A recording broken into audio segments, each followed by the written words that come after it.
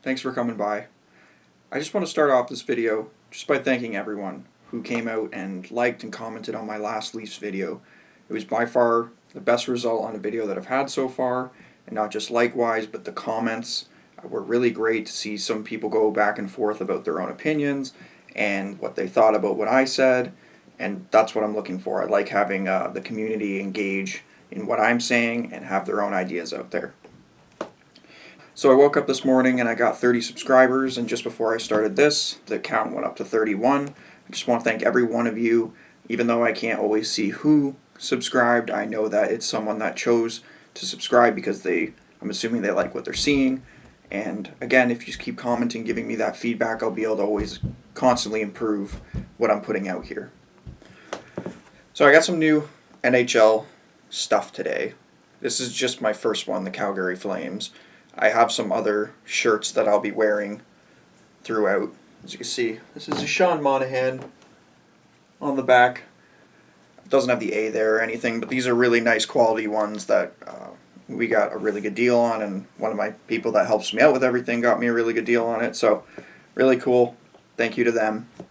And I just, I think maybe some people were tired of seeing the Maple Leafs, so alrighty.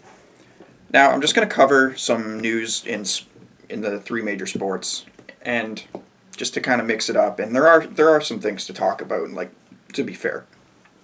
Now I'll just go for the NHL first. Mackenzie Weegar signs a 3-year extension with the Florida Panthers. They always need their defensive depth. It's kind of been a little shaky at times on their bottom pair, but I think having him locked up, I've seen him play, quite a bit, seeing the Florida Panthers being a divisional rival of the Toronto Maple Leafs. So that's good for them. Brendan Lemieux signs a 1-year deal with the New York Rangers, and he avoids arbitration. He's awarded $1.8 million in that 1-year deal. Now it's always sticky with the RFAs, restricted free agents, because they always have their demand, and you have what you're willing to offer them, and when they're restricted free agents, they don't have every right of negotiation as when it comes to being an unrestricted free agent. And that's when it can lead to holdouts, as we saw with William Nylander and Mitch Marner. But I don't think Lemieux, he wasn't getting $10 million or anything like that. He was getting, I believe he was pushing for 3, but this could be a prove himself year.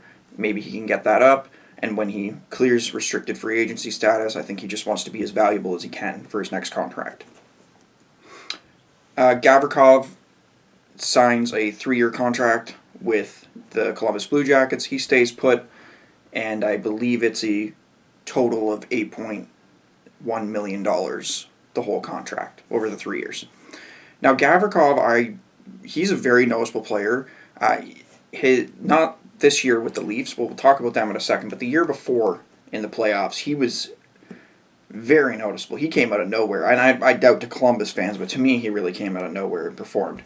And this year especially, he was one of their best defensemen in the series against the Leafs in the 5-game series that they had. And you always need those dark horse guys that come out of nowhere and perform, and then they get good contract extensions for themselves. Now I just want to quickly talk about the NBA. There's a tentative start date and they still have it as tentative, but it is going to start on December 22nd, and it's going to be a 72-game schedule. And that's more than, I believe I said 62 or 52 I predicted. I might not even have said it to you guys, it might have just been what I said, but I didn't guess that it was going to be close to 82. So 72 games. That's enough to definitely see some great basketball. The thing is that with a very shortened season, if you were looking at 48, there would be teams getting in that maybe shouldn't be, and good teams that are going on bad streaks, or injuries that don't have time to be recovered from. I think 72 games is that perfect in-between, because it's not that different from 82. I don't think you're going to notice much of a difference. It's just that it's going to be wrapped up in March instead of April. So I just don't think it's going to be that noticeable of a difference. But I think everyone's glad that we are getting the NBA season after the scare this year of not knowing the future of the NBA. But as long as everything goes right, I think we're going to have a great season. So I was reading an article, and Danny Green was being talked to after winning the championship with the Lakers and with LeBron, and he was just talked to recently about what they thought about the December 22nd start date, and this was before they all came to the agreement. Green said that he would be there, but LeBron already made it clear that he wasn't happy about the very short recovery time in off season, because generally, if you're a team that makes the playoffs, even if you don't make the playoffs, you have a pretty long recovery time for the off season, and that goes like a decent amount of time for whoever is in the NBA finals. But this is unprecedented. This is a short recovery time turnaround. You're playing 72 games. Just the combined schedule from last year, and thinking how the NBA season started last year at this time, it's just, by the end of next season in the playoffs, it'll be almost 2 full calendar years of just almost nonstop NBA.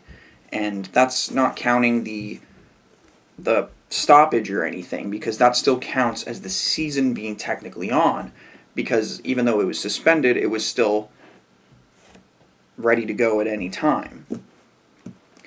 But I do think that LeBron James will report. I think he's that guy who will come and will put basketball legacy first, and I think he's definitely putting his family first, but there probably will be a little bit different structure to how they go about creating the bubble. I think they're going to be allowing families in, and they already said that they would have the suites available to having limited fans. So I think seeing their family isn't going to be as much as a problem as it was during the lockdown. And the last piece of sports news is that in the MLB, Justin Turner of the Dodgers, after winning the World Series, again, he tested positive for COVID, was told that he had to isolate, and he broke quarantine almost immediately, and he went out and celebrated with his teammates, at first without a mask, and then put a mask on. Major League Baseball isn't going to put any punishment on him. I feel like he's just getting a slap on the wrist because, understanding the circumstances, he just won his first World Series of his life, and he wanted to celebrate with his teammates, and I think he was willing to do anything to celebrate with them. And it was just bad timing that that test result came out to be positive. I'm going to be doing a quiz video after I film this one.